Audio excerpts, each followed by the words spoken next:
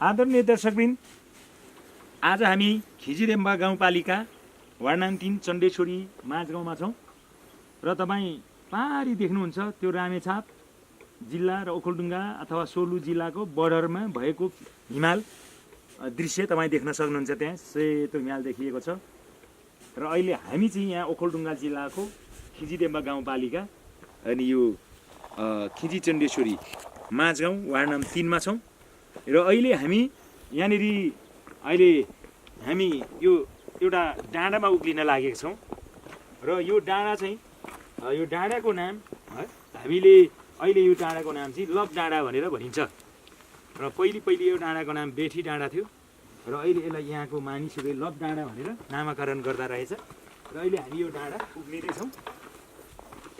यो डाँडाबाट चाहिँ धेरै लिखु खोला पनि देखिन्छ। डाँडा उक्लेपछि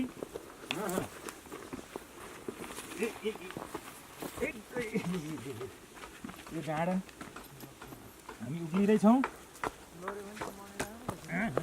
धेरै डाँडामा नजाउँ, उता डाँडामा नजाउँ, डिलबिलमा नजाउँ है। यहाँ त एकदम डरलाग्दो डाँडाहरू छन् र यो डाँडाको नाम चाहिँ लभ डाँडा। चक्कर डाँडा, लड्ने डाँडा, बदाम सदाम पनि खाँदो रहेछन् र यो डाँडाबाट धेरै राम्रो दृश्यहरू देखिन्छ है। म बसेँ अब यो डाँडामा। यो डाँडाबाट तल हेऱ्यो भने लिखु खोला देखिन्छ। बाटो हेरेर हिँडे पारी रामेछाप, भुजी, तल रगनी अनि यो डाँडा चाहिँ छेउ नजाऊ, यता उता डिल नजाऊ, यता लिनुपर्ने छ उताबाट। अनि यो लभ डाँडा किन रहन गयो त भन्दाखेरि यसको पनि एउटा कारण छ। यो माथिदेखि तलसम्म लभ डाँडा।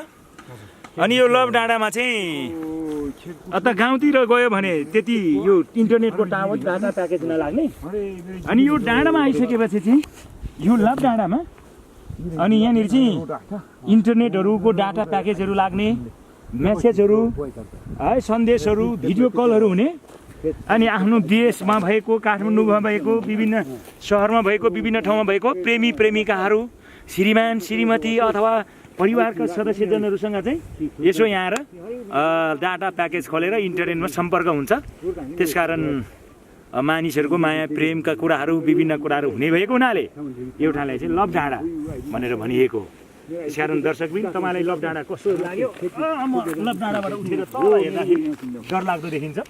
धेरै तल यहाँबाट त रिङ्गटै चल्ने गहिरो छ तल है, एकदम। अब पारी गाउँ तल अनि यहाँबाट लड्यो भन्दा मान्छे कहाँ पुग्छ र दर्शकबिन आज यो लभ डाँडा तपाईँलाई कस्तो लाग्यो? यो लभ डाँडा तपाईँलाई मन पऱ्यो कि परेन? यो लभ डाँडा घुम्न आउनुहुन्छ भने तपाईँलाई पनि स्वागत छ। तर यो काठमाडौँबाट धेरै लाग्दैन। एक बिहान काठमाडौँमा 5 साढे 5 बजे हिँड्नु हो भने यो लभ डाँडा गाडीले ठ्याक्कै तपाईँलाई 3 बजेतिर ल्याइपुर्याउँछ दिउँसो। अनि यो सहज छ। अहिले रोड यताबाट माथि पनि कति गएका छन्, माथिसम्म जान्छन्, फलाटे कटेर अझै कता जान्छन्। र त्यो माथि डाँडा यो लभ डाँडाबाट हामी देख्छौँ त्यो खिजिडेम्बा, त्यो डेम्बा डाँडा हो र यो गाउँपालिका नाम पनि त्यो डाँडालाई पनि जोडेर राखेको छ, डेम्बा होइन। अनि यो खिजी हो, यो खिजी फलाटे माथि, खिजी रगनी तल, खिजी चण्डेश्वरी माझगाउँ यो, खिजी काती माथि, अनि त्यो थुप्रै छन् यहाँ। अनि यो मध्येमा यो गाउँपालिकाको नाम चाहिँ त्यो माथि डाँडा डेम्बा डाँडा भन्छ, जहाँ चाहिँ एकदम टुरिज्म है, टुरिस्टहरूको लागि पनि महत्त्वपूर्ण डाँडा हो त्यो। अनि त्यो डाँडामा चाहिँ पहिले उद्घाटन पनि गरियो र राष्ट्रपति आएर त्यहाँनिर उद्घाटन गरिएको हो। र अहिले यतापट्टि चाहिँ हाम्रो क्षेत्रीय कार्यालय खिजी फलाटे पर्छ र त्यो डेम्बा डाँडासँगै यो गाउँपालिकाको नाम खिजिडेम्बा, यो खिजी अनि त्यो डेम्बा मिलाएर खिजिडेम्बा गाउँपालिका राखेको हो। र अहिले हामी यो लभ डाँडामा छौँ। यो लभ डाँडालाई तपाईँले हेरेर कस्तो लाग्यो? र तपाईँलाई पक्कै पनि यो लभ डाँडा हेरेर तपाईँ पनि आफूलाई मनोरञ्जित अथवा मनोरञ्जन लिनु हुनेछ भन्ने आशा राख्दै यहाँबाट म बिदा हुन चाहन्छु। धन्यवाद।